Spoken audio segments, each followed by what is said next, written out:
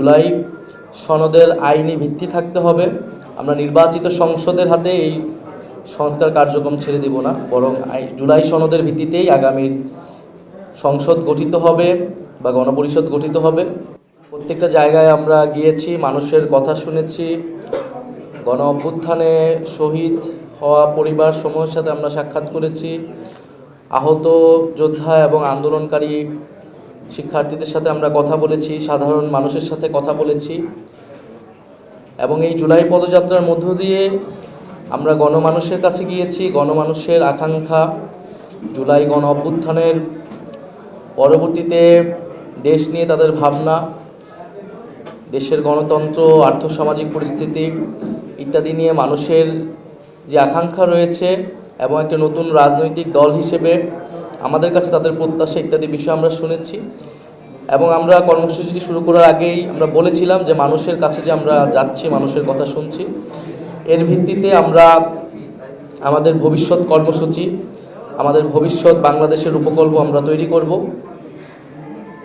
এবং আগামীকাল ৩রা আগস্ট, আমরা জানি যে জুলাই গণঅভ্যুত্থানের ৩রা আগস্টে শহীদ মিনার থেকে সরকার পতনের এবং ফ্যাসিবাদী ব্যবস্থা বিলোপের এক দফা দাবি ঘোষিত হয়েছিল, যে এক দফার মধ্য দিয়ে আমরা ফ্যাসিবাদী ব্যবস্থার বিলোপ এবং একটি নতুন রাজনৈতিক বন্দোবস্তের দাবি জানিয়ে এসেছিলাম। এবং আমরা আমাদের পদযাত্রার মধ্যেও স্পষ্ট করেছি, জাতীয় নাগরিক পার্টির বিভিন্ন সময়ে বক্তব্যে আমরা বলেছি যে ফ্যাসিবাদী সরকারের পতন হলো, ফ্যাসিবাদী ব্যবস্থার পতন এখনো হয়নি।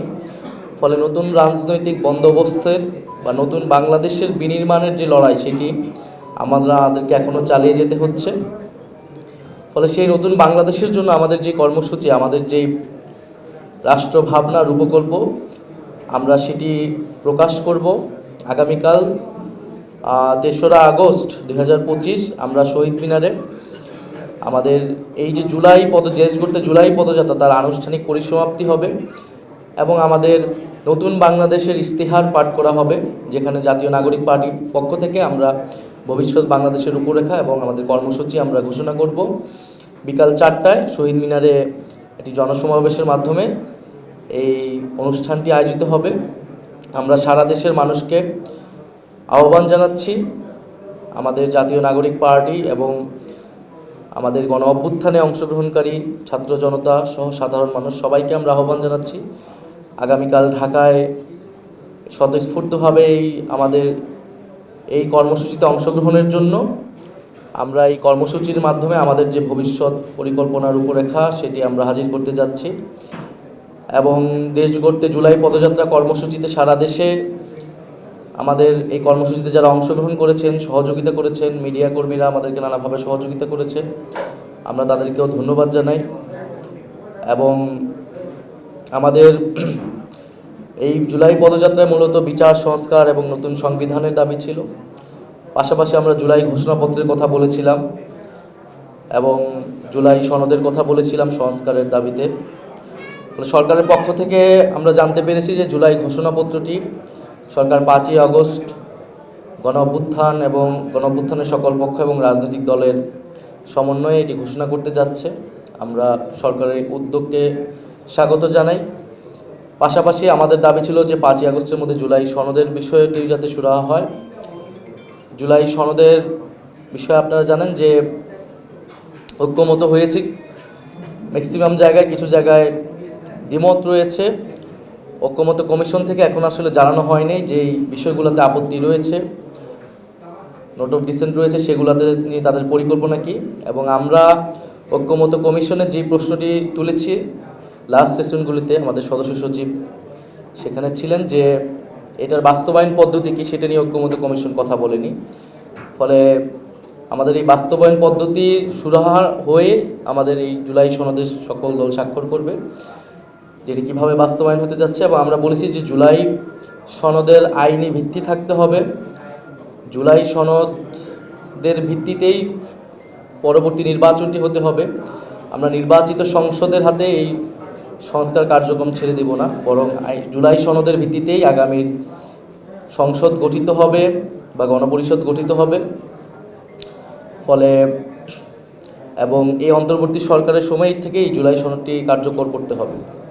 ফলে আমরা আশা করতেছি এবং আমাদের জুলাই সনদের দাবিও থাকবে আগামীকালের এই কর্মসূচি থেকে। বিচার সংস্কার এবং নতুন সংবিধানের দাবির সাথে থাকবেই যে সরকার যাতে দ্রুত সময়ের মধ্যেই 5ই আগস্টের মধ্যেই এই জুলাই সনদের বিষয়েও একটা সুরাহা করে জুলাই সনদ রচিত হয়। এটি সারা দেশের মানুষের দাবি, গণ অভ্যুত্থানের অংশগ্রহণকারী সকলেরই দাবি, যাতে আমরা এই 1 বছর পূর্তিতে আমরা সকল পক্ষ একসাথে আমরা যাতে আমাদের এই পরিবর্তনের রূপরেখাটি আমরা সবাই একসাথে এটা উদযাপন করতে পারি। এইচএসসি পরীক্ষা রয়েছে এবং 2 বেলা পরীক্ষা রয়েছে, পাশাপাশি আরেকটি ছাত্র সংগঠনের প্রোগ্রাম রয়েছে। জাতীয়তাবাদী ছাত্রদল তাদের কর্মসূচি ছিল শহীদ মিনারে, আমাদের অনুরোধে তারা সেখান থেকে সরিয়ে শাহবাগে তাদের কর্মসূচিটি নিয়ে এসেছে। এর জন্য আমরা তাদেরকে আন্তরিকভাবে ধন্যবাদ জানাই।